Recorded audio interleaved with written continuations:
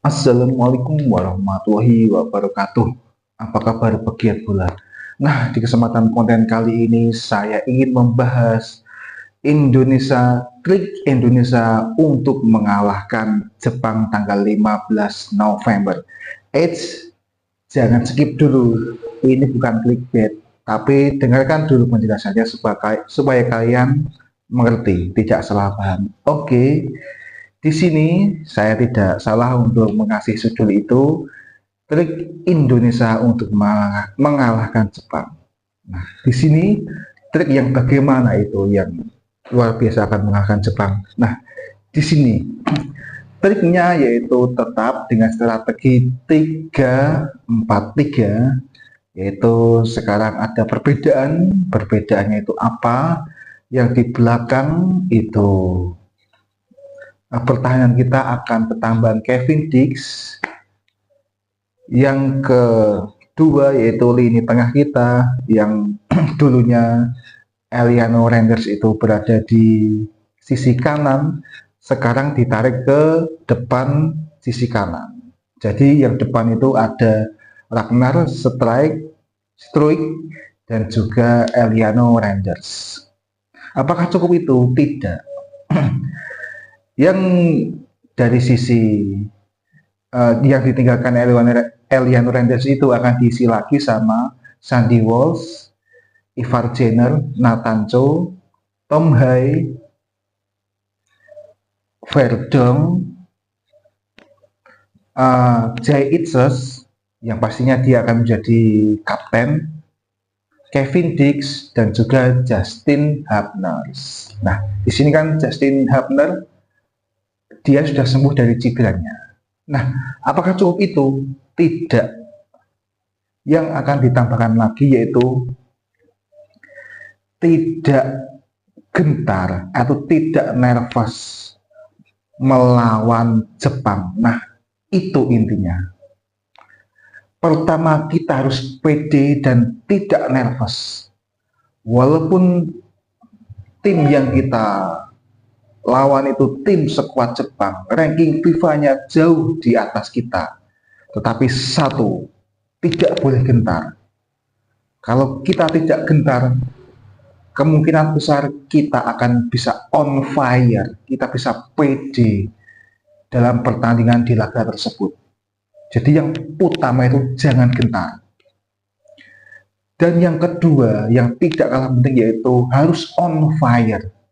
Bagaimanapun caranya harus on fire. Nah, ini adalah PR besar yang Sintayong punyai. Bagaimana semua pemain itu bisa on fire. Laga kurang sebentar lagi, sekarang sudah tanggal 7, tanggal 15 sudah berlaga. Dan keuntungan kita lagi, yaitu kita itu bermain di GBK. Dan GBK sekarang itu berbeda dengan GBK yang lalu-lalu. Sekarang rumput GBK sudah bagus dan tentunya ini juga akan baik di mata internasional dan juga permainannya itu bisa maksimal, tidak terkendala rumput lagi seperti itu ya. Kita juga punya dukungan fans yang besar di GBK, supporter Indonesia itu besar. Jadi kita banyak keuntungan bermain di GBK. GBK dengan rumput baru, supporter kita yang maksimal akan memenuhi GBK, dan juga ditambah Kevin Dix, dan PR besar ini yang paling penting harus bisa diselesaikan Sintayong dan dimaksimalkan, yaitu bagaimana semua pemain ini on fire. Nah, itu kenapa harus on fire. Kalau kita tidak on fire di laga tersebut, kita akan susah mengalahkan Jepang. Bahkan kita bisa kalah melawan Jepang kalau kita tidak on fire, meminimalisir kesalahan, memaksimalkan peluang, finishing touch-nya itu harus diperbaiki dan maksimal. Nah, seperti itu. Apakah itu mustahil? Tidak ada yang mustahil. Semua tidak ada yang mustahil di atas lapangan. Dan ini PR besar Sintayong. Kita bebankan sama Sintayong. Nah, karena tanggung jawab pelatih kan seperti itu. Tidak main-main memang. Dan lawan kita juga tidak main-main. Jepang, bro. Nah, itu kalau semua item itu dilaksanakan, Indonesia akan menang. Tidak ada yang tidak mungkin. Kalau semua item yang saya sebutkan tadi dijalankan dengan maksimal, Indonesia akan menang. Saya ulangi perkataan saya ini 2 kali. Biar video ini didengar sama paling nggak banyak dari supporter timnas Indonesia ini.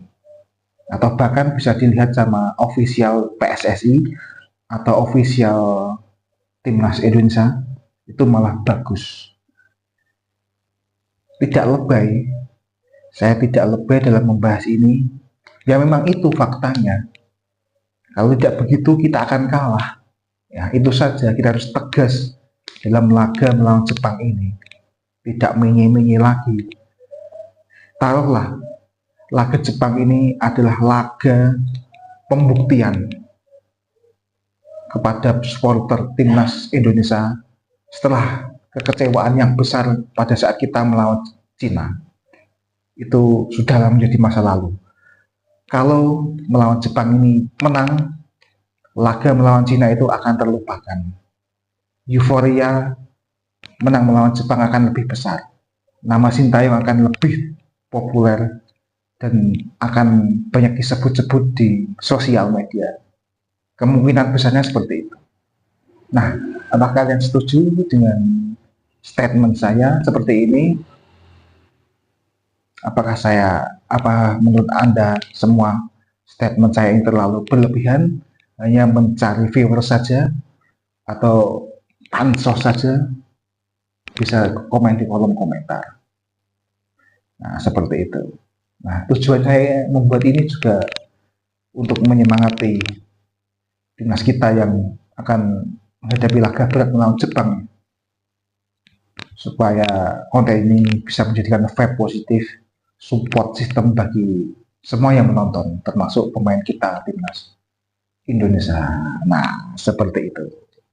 Monggo komen di kolom komentar jika kalian suka dengan gaya pembahasan saya dan juga tema pembahasan ini. Bisa diklik like, komen, dan subscribe, dan share ke teman-teman kalian. Oke, terima kasih. Wassalamualaikum warahmatullahi wabarakatuh. Salam pegiat bola.